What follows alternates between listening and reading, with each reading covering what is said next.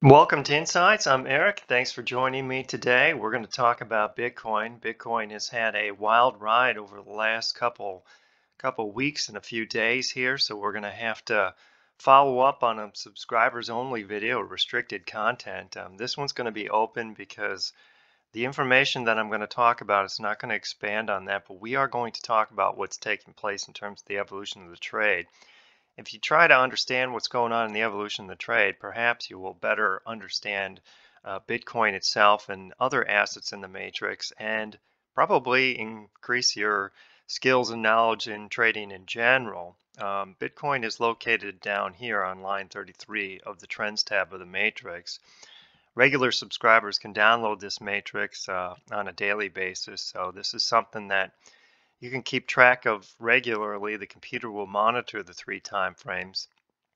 The three time frames are recorded here, one in the daily, next in the weekly, and the monthly. The evolution of the trade, if you want to read more about it, you click on this and I'll put a link in underneath the video that you can follow up and read more on it and how to use the matrix. We do follow the primary trend. The primary trend has been up for 11 months and 158% return. It was up a lot more. It was as high as 300% or pretty close to that before it started to roll over here. And we can see the rollover taking place in the daily. The daily is now down and the weekly is down, and BO means breakout, not body odor, which is confusing, but it does, Bitcoin does stink. So this is something that might be following up on how people are feeling it in the moment. But it is down and it's breakout. The monthly is up, and that's still good. That means that we have a consolidation, and this is a deeper consolidation because it's turned down the daily and the weekly. It's not like the time frames needed to be turned down. They weren't extended in any shape or fashion. They just started to roll over. Some of it has to do with a coordinated mouthpiece attack. Other things, maybe people are starting to question the long-term viability of these cryptocurrencies, which I've long suggested may not survive in the end game, but that's not a discussion we're going to have here. What we are going to talk about is the three time frames, and look at them graphically. This is the daily time frame. Green boxes are up impulses. We lost the green box way back here. That's when the consolidation first started to happen. It's been ongoing for quite some time. We can measure that in the matrix. It's been down for 25 days. In terms of the time, it's blue, which means once it starts to get red, this down phase gets older. So we're not super extended yet. We're only at 1 and 0.67, 1.3. This is the price cycle, and this is the time cycle. These must get extended before a flip or a turn in direction. Well, they don't have to.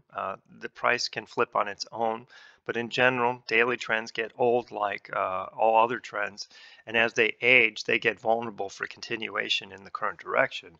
Current direction is down, and they're not old enough. Anything over 2 starts to get old, so there's definitely more time to go on the downside. It's not early. And the weekly is a breakout, so it's just been triggered. We're on week 1. Here's the price cycle and the time cycles. They're both negative. They're both not even highlighted any color. There's a lot of time left in that, and we're going to talk about what the average downturn for the weekly is. The fact that the weekly has broken down, if it doesn't get reversed quickly here within a week's time, it sets the stage for a much longer protracted decline or struggle. This is what I want to point out to everyone who's following Bitcoin, particularly subscribers who are watching this stuff. When the daily trend infects the weekly trend and turns it down, it can be healthy, but it also means that the decline has taken on a more serious tone, of which you should frame this back in terms of energy. And please watch the other video because nothing has changed. I'm not going to talk about these numbers. This is really a discussion we're going to maintain for subscribers, but 32, 10, and 53 is it was a surprising number after the decline. It was unexpected, and it's something that if it continues will continue to favor the bears, not the bulls. So if we go back to the 3 time frames, we can see the daily's been down for 25 days. And normally you wait and see DI spike up when price drops. So far, we have yet to see that. That has not happened, and that is something that tends to arrest the decline. But since that's not happening, it's starting to roll over. It's affecting the weekly. So there's some questions out there and saying, did the weekly trend fall in the past? And yes, it did. Here we had it fall in like 2011, I believe. This is 2014, and this was in 2000, early in 2018. So this is a tick down. We've got the LTCO, which is the price, and this is the volume oscillator. They both crossed below zero. So the real question is how long are these unshaded boxes? They vary. The computer recognizes them. It sees all of them. And it establishes the cycle. It's how it establishes the cycles, or it starts to adapt and read the cycles based on the weekly time frame. So at 1 month, this is relatively early. So how long can this go? This is something that can last. If you go back and you pull in multiple time frames, and I'm going to take a quick peek at the weekly here, and we're going to scroll into the Bitcoin. We're going to take a look at that. This is not something that's available on the matrix. This has to pull out into another database, and there's more calculations within this, and this is not something that even subscribers can access. But what I will show is that the Bitcoin itself, these are the impulses, and these are the ones that are tracking. There's 10 impulses, bear impulses that are in the database that it's currently, and it gets refreshed. The Bitcoin's not very old. There's 11 bullish impulses. The average duration is 19 weeks, and the maximum duration is 63 weeks. The average down impulse generates a profit of 72%, but it can go quite high. It can go up as high as 200 and some percent. So we'll head back to the matrix. This is something when it crosses below, if it doesn't abort quickly and generate a false breakout, these unshaded regions are weeks in duration. They look small, but they're actually quite long. And in 2011, it flipped down and you didn't make any money, and then flipped back up. The downside wasn't as crushing. In 2014, the downside was far more significant in terms of 2011, and the 2018 decline was significant and protracted. At 1 week, you're talking on average, so we'll call it roughly 20 weeks. It doesn't have to fall 20 weeks. It can abort earlier. Clearly, this sequence aborted a little bit, but you are looking at a minimum of a couple months, maybe 3 months in duration, before this will flip back up and create a stable green box. So this is not something to be trifled with or dismissed. That's why I was warning people about the energy build and now the flip down. This flipped the odds that the primary trend, which is down below here, will also flip down. Here's 2011, here's 2014 and 2018. The odds of this flipping down and going below zero just ticked up now that the weekly has come down. It's not 100%, and it might be even money still, but as this gets in closer and closer, the odds of it resetting on the monthly time frame has just gone up, and that's something that you have to keep an eye on. So really, is this something to worry about any more than it was before?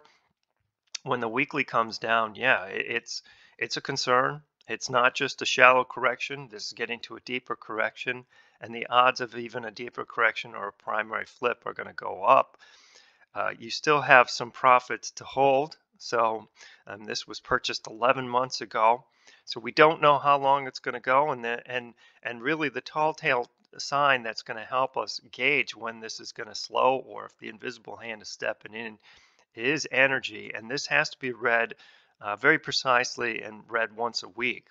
There's a past video, subscribers, that we talk about it. Again, I'm not going to talk about it in this discussion. But we're going to talk about, we've talked about what these numbers mean, what this number means, and what this number means. And this is what the invisible hand is doing into the decline. You're looking for accumulation. If you get distribution, or if you get something unexpected, it just protracts the trends that are in place, that are in the consolidation. The fact that we've now infected the weekly and the energy bill that we saw set up from the previous week, it's not an endorsement that really that the invisible hand is interested yet. It could change as quickly as this Friday, because that's when the energy and DIs are updated. But until then, if this trend continues, this is something that the subscribers are going to have to watch closely, especially if you're interested in Bitcoin and you're worried about the shorter term timing. If you can't stomach a retest back down towards the reversals, and again, past reviews talk about those reversals, where they are, click here, go into GBTC, and you will find where the downside reversals lie. They're much lower than they are here, and I encourage you to look them up. So really, the Bitcoin's breakdown on the weekly is significant, and it's something that I wouldn't dismiss. And that doesn't mean I'm thinking anything more than I thought on Friday. I knew it was probably inevitable. The severity of the decline is going to pull these time frames down. It really is the energy right here that is raising more flags. So follow up and watch that video again if you haven't done so. If you're a subscriber, it's something that I encourage everyone to do. If you haven't and you're watching this video, it's probably worth understanding how energy ties into the evolution of the trade. If you have the time, go in, subscribers, you can click this link, go and read about the evolution of the trade. I'll leave the link underneath the video. I encourage anyone who's looking onto this and saying, I don't understand all of this, please click that link below the video and read up on the evolution of the trade. It's a flow of energy, it's a flow of price, it's a flow of time across multiple time frames, and it's not just simple as a daily chart.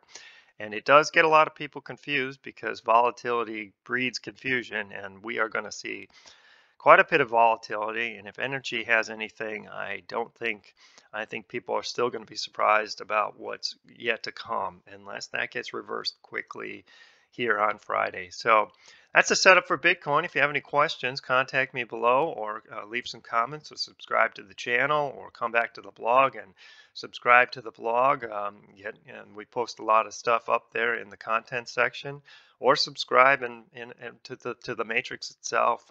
It's good information of which it helps you understand where we're heading for all sorts of assets. Bitcoin is just one. There's 40 some other assets, from stocks to commodities and forex and energy and agriculture, and I think there's copper, industrial metals, precious metals too. So there's a lot of information there, but the analysis that we just talked about in Bitcoin applies to every market that's inside the matrix.